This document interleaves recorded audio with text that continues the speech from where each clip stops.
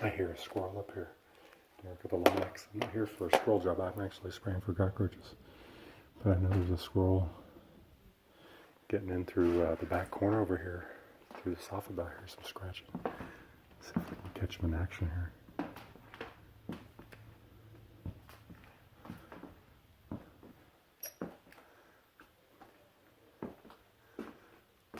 Pretty sure some activity back here.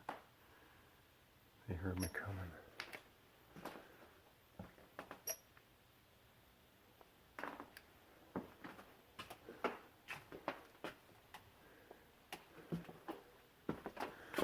See some, I don't see any pellets. Let me see if I see any pellets. I mean, this house is like 100 years old. Okay, that's insulation. Or it could be 9. This roof looks like a brand new, no, it's just a ceiling. I don't see any pellets. Usually when there's squirrels, you'll see pellets, and then you'll see droppings and some torn material they use for nesting. I heard it.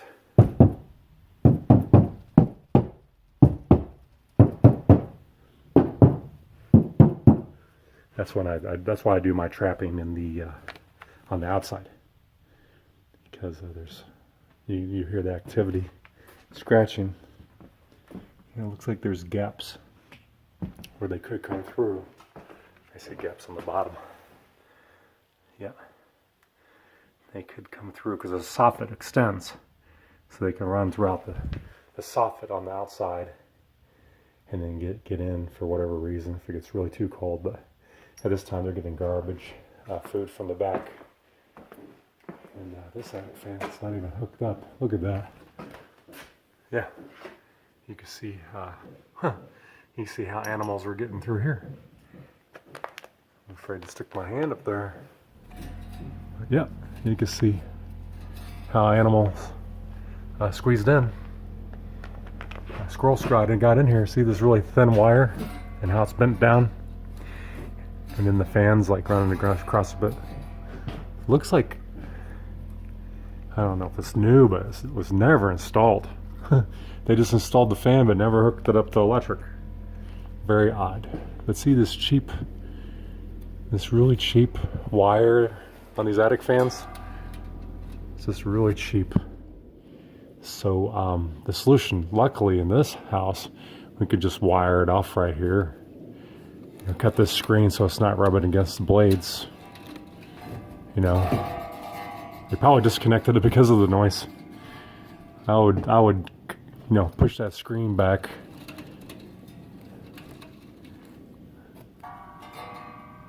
Might completely, yeah, it's all screwed up. Animals have been coming in and out.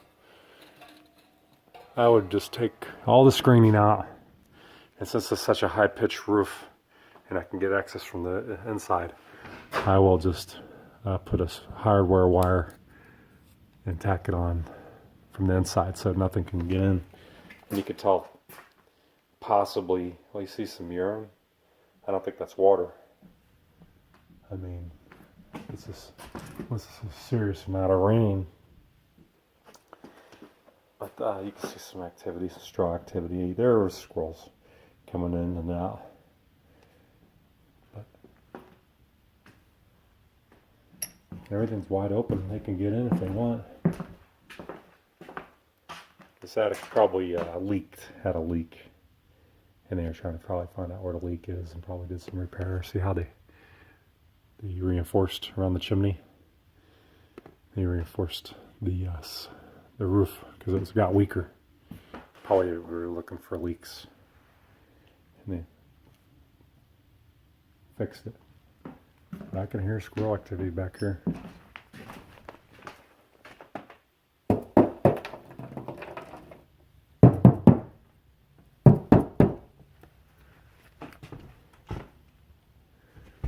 It goes all the way down to the soffit region, all the way down there, past the attic, and squirrels can come in and out. So really, there's no sense putting traps in the attic at all.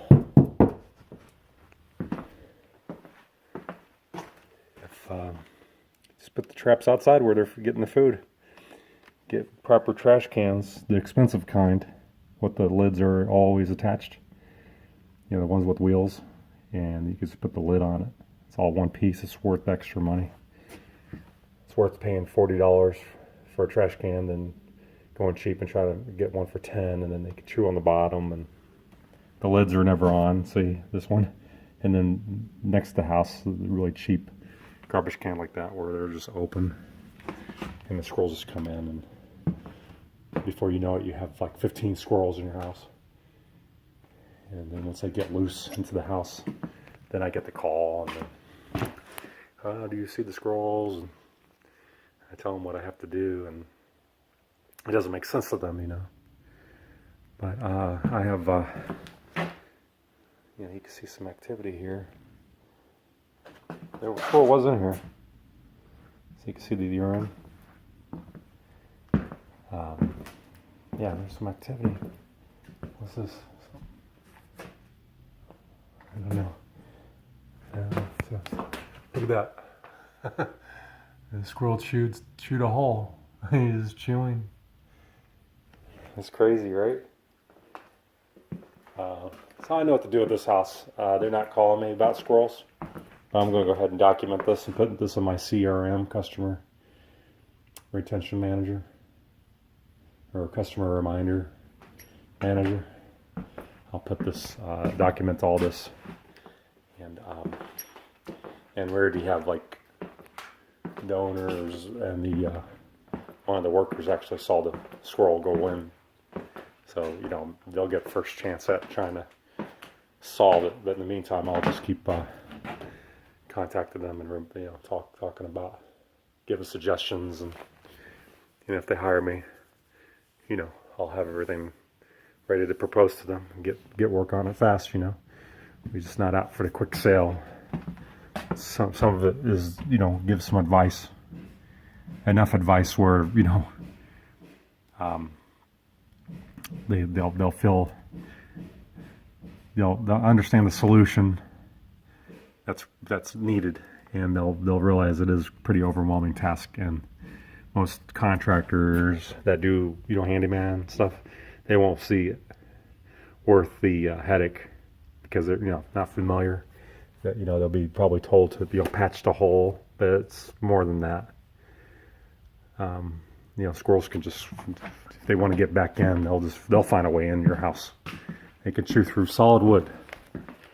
That's, you know, it's only a 1/4 inch, but if they find an edge, they can chew right in. They can get through attic fans and take over your whole house if they wanted to. So it's better to get rid of the ones that are familiar with your house and living in it, and then sealing it up after that. That way any new squirrels that backfill a property, hopefully you took care of your sanitation issue where they're not attracted to the property in the first place through trash and garbage, and they're not much into investigating your house that much because you pest proofed it on the outside enough where they're likely will just go to your neighbor's house or the detached garage or something, find an easier way for shelter, because it really is it's a year-round thing. I get too many calls from March to June, so many, because that's the breeding season, and then October, September, October, get another rush, and then of course all winter long I get calls because they're, you know, they found their home year-round and they're not leaving. Especially wintertime, they're, you know, the sound's consistent, it's not here and there, and so people give me a call when it's just, you know, they have to do something, they have no choice. And the solution's always the same. It just makes more sense, you know, when people have the problem and they tackle it themselves, and then they refer back to my notes, things, they have an aha moment. Oh, okay, now we know what needs to be done, and this is beyond my expertise. Let me call Derek, let me call Eliminex, and let's negotiate a deal, because they know I can do it, because I have a pretty good track record and documentation, you know, and I'm one of the like one of 3 companies in New Jersey that actually advertise with Better Business Bureau, where I'm an accredited member. I'm the only accredited member of Better Business, but other 2 probably might follow suit. So even though I don't market through Better Business, when people do fact checking about our company, that comes up, and they'll know we're the real deal, and if they're going to pay another company, it's going to be a similar price. We price it where it's kind of the same when it comes to Premier, actual warranty work and contracting work. We're licensed contractors as well. Here's one of our trucks. This is one of our trucks. This does light work. This is where we check the traps and do inspections. But we actually have bigger ladders. Have a bigger truck if it's more involved. So if there's actually some more work that's needed, where we have to bring actual tools. In a winter like this, you can't be setting up all your cutting equipment and stuff inside people's homes or garages, and it's snowing. So we have a big 16-foot box truck that we can actually, have all our tools and do our fabrication. It's like a mobile warehouse, mobile shop. It's pretty cool. You just don't know if there's a demand for it. But I've done enough jobs and had to rent enough things and make too many unnecessary trips back and forth to know it was worth the investment. And if we're not working, using it, it's great. It's great for storage for our traps, especially when it rains. So we don't have to carry them in and out of our shop. See this guy's got a pretty good setup here. He's got a shop, an office, and his vans. But it's really helpful to have the big van. This guy probably does siding. Yeah, they have a set, looks like they do mostly a set kind of trade, where we do so many different kinds of things with pest control and wildlife and trapping and repairs. We have to, even our big truck, we have to retool it when we're doing installation.